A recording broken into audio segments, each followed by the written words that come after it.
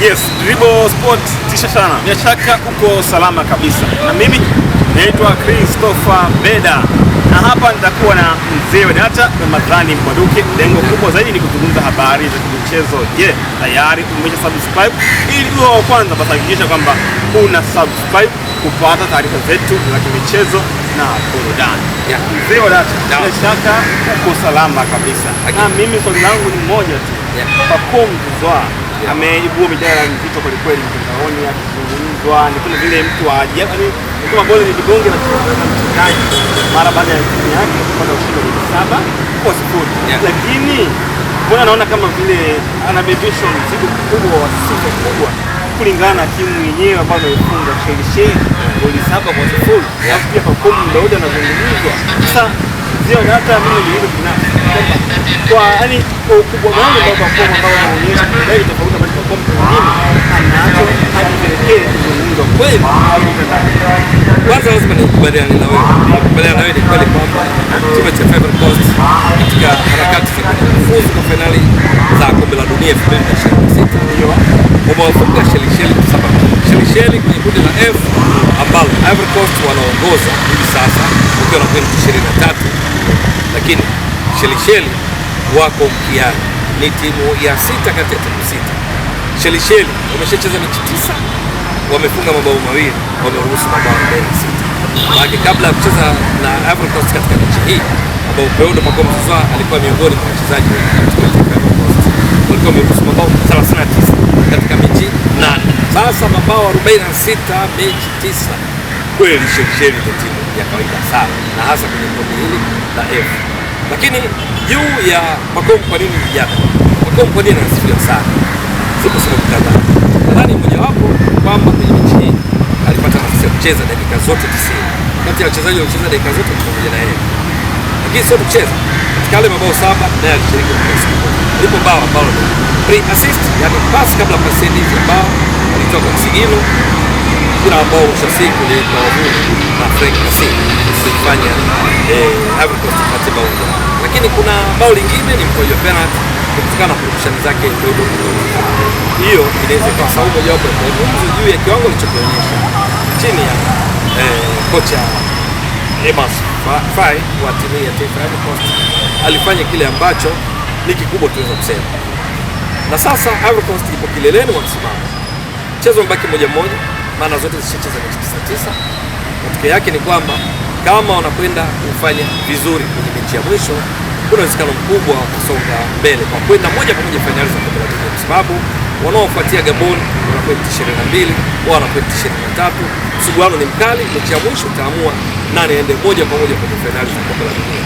Lakini atakayemaliza nafasi ya pili atakuwa kiwania mlango mwingine wa kwenda katika finali za kombe la dunia kupitia playoff.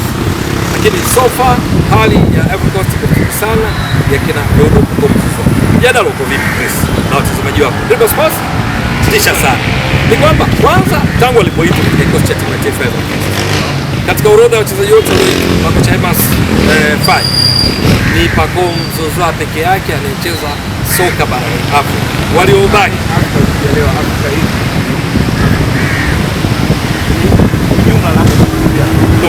namaanisha Afrika, sijasema Afrika Mashariki, Afrika nzima. Mchezaji wa timu ya taifa ya Ivory Coast walioitwa katika kikosi cha timu hii iliyocheza dhidi ya Chelsea anayetoka Afrika peke yake. Waliobaki wote asilimia kubwa haya, alafu kuna wachache kutoka Asia tena katika ligi ya Saudi Arabia, ya Saudi Arabia ambapo katika Sadio Mane, katika Riyad Mahrez, katika Karim Benzema, ndipo wanapatikana wachezaji wa Frank Kasi katika ligi ya Saudi Arabia. Waliobaki wengi wao wanatoka barani Ulaya katika ligi bora kabisa. Kwa hiyo katika orodha wachezaji wote kuanzia kipa mpaka wachezaji wa mbele wote walioitwa, mmoja tu anatoka Afrika. Afrika yenyewe ni Afrika Mashariki, Mashariki yenyewe Tanzania, Tanzania yenyewe wananchi yani. Hili nalo ni gumu kwa sababu kitendo cha kuitwa, kwa sababu Ivory Coast wana utajiri mkubwa wa wachezaji wa nafasi mbalimbali katika maeneo mbalimbali duniani. Kati ya hao yupo Pacome Zouzoua. Huoni kwamba ana qualify, ana kid kuitwa kwamba sio kawaida? Ndio hata kuna namna hiyo. Yeah. Naona kabisa hakika hiyo haitoshi.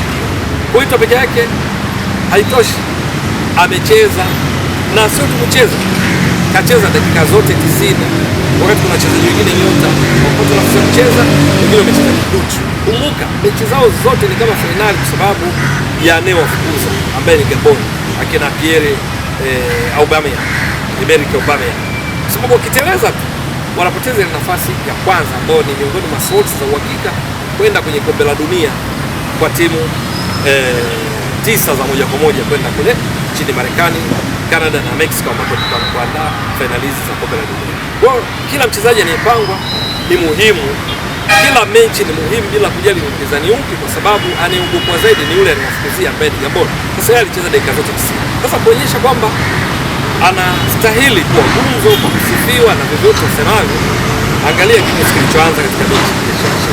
Mwalimu Amos Faye alitumia mfumo baada ya golikipa kwa na walinzi wanne, viungo watatu, washambuliaji watatu. Deodo Pacome Zouzoua alikuwa katika hawa viungo watatu ambao, lakini kwenye kucheza kwa kiasi kikubwa alikuwa anapatikana kwenye nusu ya pili ya uwanja, kwenye eneo la mwisho kiungana na wale washambuliaji watatu. Niko vipi Chris? Golini alianza golini kama golikipa ni Alban Lafont. Yeye anacheza katika klabu ya Panathinaikos inayoshiriki ligi kuu ya Ugiriki. Upo ni Ulaya. Beki mbili hakuwa mwingine, alikuwa ni Zuhuri anacheza katika ligi kuu ya Georgia katika klabu ya Iberia FC. Ulaya sawa. Nambari tatu ni Christopher Operi anacheza katika ligi kuu ya Uturuki. Ulaya zote zinapatikana UEFA. Katikati hapa nikamilisha wale wale. Katikati kuna Wille Boli anacheza katika klabu ya Nottingham Forest ambayo ipo katika ligi kuu ya England, EPL, UEFA, Ulaya, sio? Boli hakuwa peke yake, alikuwa na Emmanuel Agbado anacheza klabu ya Wolves inayoshiriki ligi kuu ya England, EPL, Ulaya, UEFA. Kwa hiyo hapa watano wameshakamilika, golikipa na walinzi wanne. Tuje viungo watatu kwenye makaratasi alikuwa anaonekana kutoka kulia tu, Deodo Pacome Zouzoua. Huyu anatoka Afrika, anatoka Tanzania, anatoka Yanga, mabingwa ligi kuu Tanzania bara 4 mfululizo. Upo wengine wawili ni nani? Katikati katika wale watatu ni Ibrahim Sangare anatoka katika klabu ya Nottingham Forest inayoshiriki ligi kuu ya England, EPL. Ulaya ni UEFA, sawa.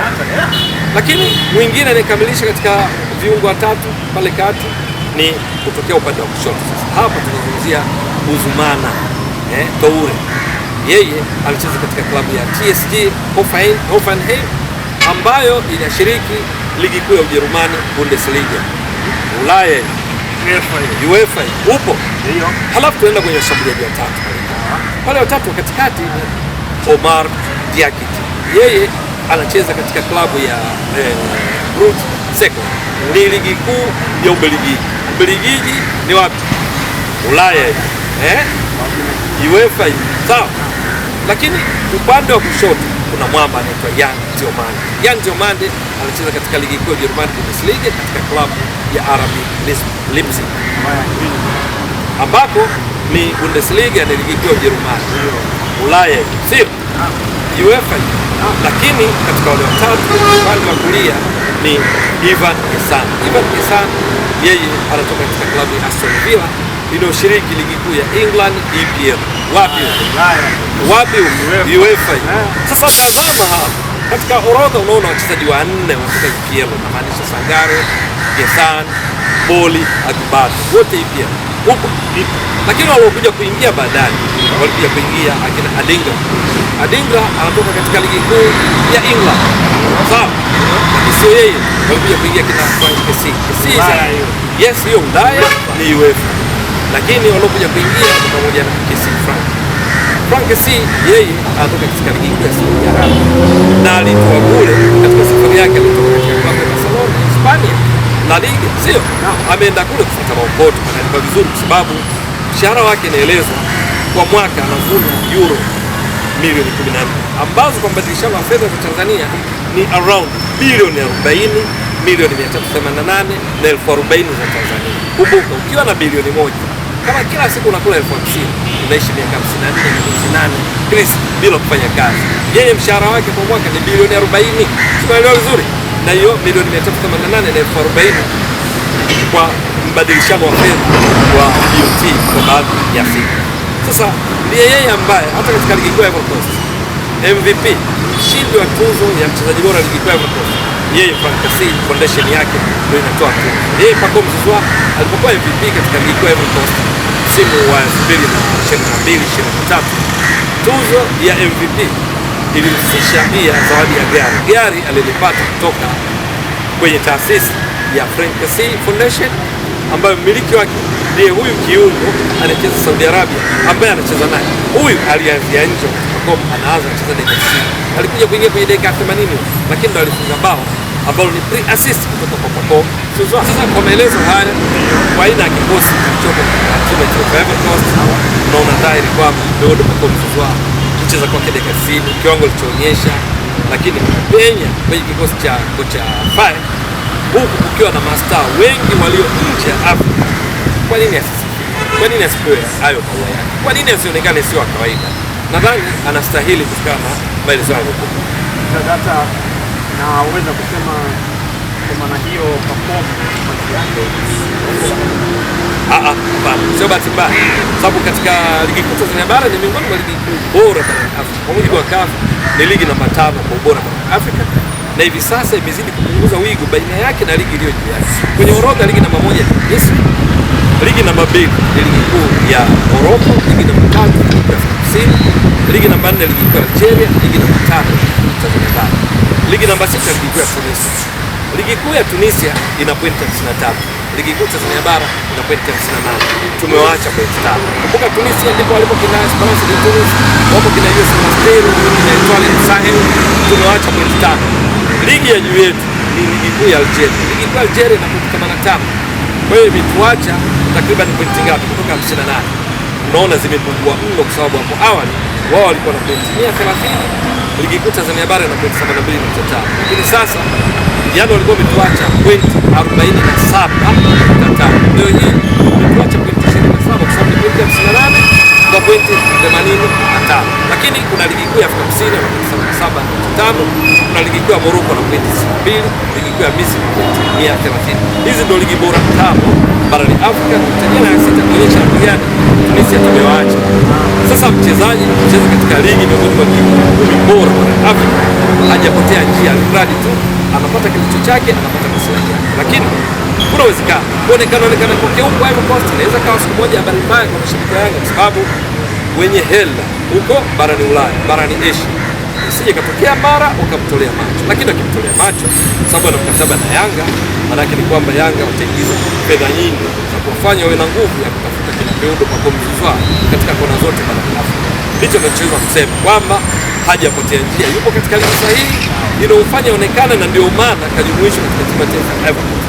Lau kama asingecheza katika ligi hii, ligi pekee barani Afrika ambayo mechi zake zote kwa 100% zinaonyeshwa mubashara, pengine kocha Emas Faye asingeweza nafasi ya kupata kumuona, ni kwa sababu yupo katika timu sahihi. Yanga ambayo ni klabu namba 8 kwa ubora barani Afrika, inashiriki ligi ya mabingwa barani Afrika, anaonekana. Kwa hiyo Emas Faye anaweza kuwa katika nchi yoyote duniani ya kijiografia, alafu bado akamfuatilia Pacome Zouzoua mubashara, akapata nafasi kuita katika kikosi chake.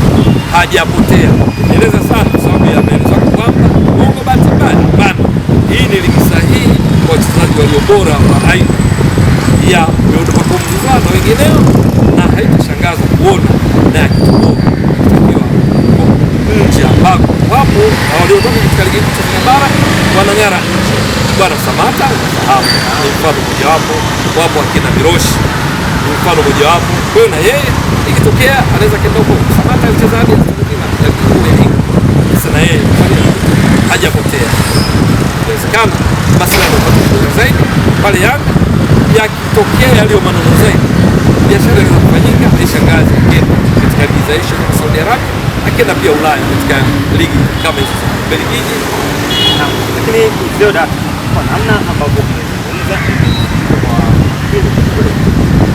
kuna changamoto naiona hapa ambayo wewe unatamani sasa, ile yangu mimi na watazamaji wangu kwamba changamoto ambayo pengine hasa kwenye mwalimu kumwamini, kumpa nafasi. Na je, kwa upande wako unavyoona ana kazi gani pia ya kuonyesha mwalimu kwamba yeye hajakosea, kumwacha hata mpango nafasi ya test eleve, yani ikimaanisha hapo ana kitu cha ziada kwa kumuonyesha mwalimu wake kwamba mimi kweli hajakosea kumpango. Kikubwa ni kujituma, kwa sababu juu ya kumwamini, juu ya ubora wake, hilo halina shaka. Katika mechi dhidi ya Shelisheli kwa mfano, alitumia vyema fursa kama nilikuwa kuelezea.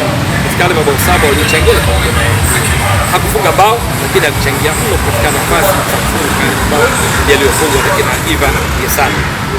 Kwa hiyo penalty alisababisha, assist ya bao lilofungwa na Frank Kasi alisababisha, lakini sio tu kwenye mfungo, namna anavyopambania mpira, anavyogawa, anavyoipata, lakini pia pindi timu inapopoteza mpira kupambania, ndio kwa mzaa alikuwa katika ubora sana.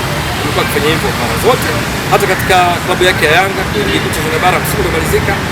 Kwanza ndio mchezaji pekee katika ligi kuu Tanzania bara kuwa na double digits, kuwa na tarakimu mbili za kufunga na kutoa assist. Akifunga mabao 12, assist 10 baada ya kucheza mechi 26 dakika 1579, akipiga mashuti 36, 24 on target, akifunga mabao hayo 12. Lakini pia ni mchezaji ambaye amecheza paulo 20 katika ligi kuu Tanzania bara, kuonyesha kwamba ni mpambanaji. Timu inapoteza mpira, yeye hupambana kuhakikisha timu yake haifanyiwi shambulizi la kujibu, counter attack. Kwenye ligi ya mabingwa barani Afrika msimu uliomalizika, yeye ni miongoni mwa wachezaji ambao Yanga ilimaliza nafasi ya 3 kwenye hatua ya makundi, waliong'ara ni pamoja na yeye. Katika majukumu yake mojawapo, bali na kwamba yeye ni kiungo ubunifu, ana uwezo mkubwa wa kupiga chenga, kudribble mipira, pasi zake za kuvutia, lakini kupigania mipira, alipora mipira 23 kutoka kwa wapinzani kwenda katika miliki ya Yanga. Haya anayofanya katika klabu yake ya Yanga, akiwa katika timu ya taifa ya Coast, ili ajihakikishie nafasi ni kuyafanya mara mbili yake kila anapata. Kwenye mechi ile ya Shelisheli kucheza dakika 90 Chris, ni ishara kwamba alifanya mengi anayotaka mwalimu, kwa sababu vinginevyo nje kuna mashine, kuna wachezaji wa kutosha ni ubora wa hali ya juu wanaocheza Ulaya, walikuja kuingia yeye akugusa. Hata mimi nikushukuru sana na umetisha sana kwenye mpira. Tisha sana. Shukrani. Bwana, huyu ni mzee wa data. Tulikuwa tukimtazama Pacome Zouzoua, mchezaji wa wananchi Yanga, ambaye kwa sasa yuko kwenye timu yake ya taifa ambao walishinda 7-0 dhidi ya Shelisheli. Nikushukuru wewe ambaye ulikuwa nasi mwanzo mwisho hadi sasa. Mimi nikutakia wakati mwema. Bye bye.